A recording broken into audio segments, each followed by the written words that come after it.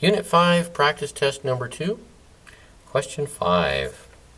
I need to find an equation for the polynomial that's graphed here. To do that, it's basically like graphing a polynomial when you know the equation. First of all, you need the zeros. And I know that if x is -1, I will have a 0. If x is +2, I will have a 0. And if x is +3, I will have a 0. So x equals -1, x equals 0, x equals 2,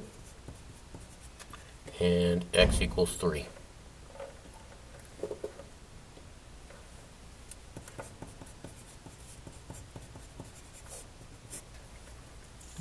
I also look at my end behavior.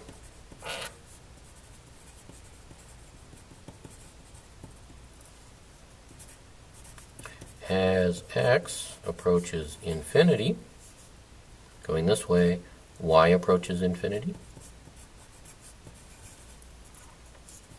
As x approaches -infinity, y still approaches infinity. When x is going to -infinity, y is going up to +infinity. So now I write my equation. If I'm going to have these as zeros, I know that I need x plus 1 times x plus 0, which I'm just going to write as x. And I'll put that in front. Makes a little more sense to put that in front.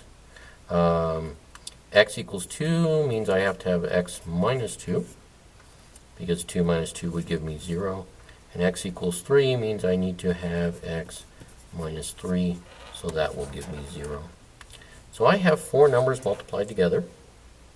And now I need to decide whether to make the whole thing negative or not. If I make the whole thing negative, it flips the graph upside down. So I look at my end behaviors. When x approaches +infinity of this, I'll have positive times positive times positive times positive. X will go to +infinity. If I put a negative sign out here, x would go to -infinity. So if this were going down, I'd want the negative sign, but I don't want it now. If I look at my negative behavior, or my behavior as x approaches -infinity, I'll have a negative times a negative times a negative times a negative. 4 negatives will make a positive, so I'm going positive.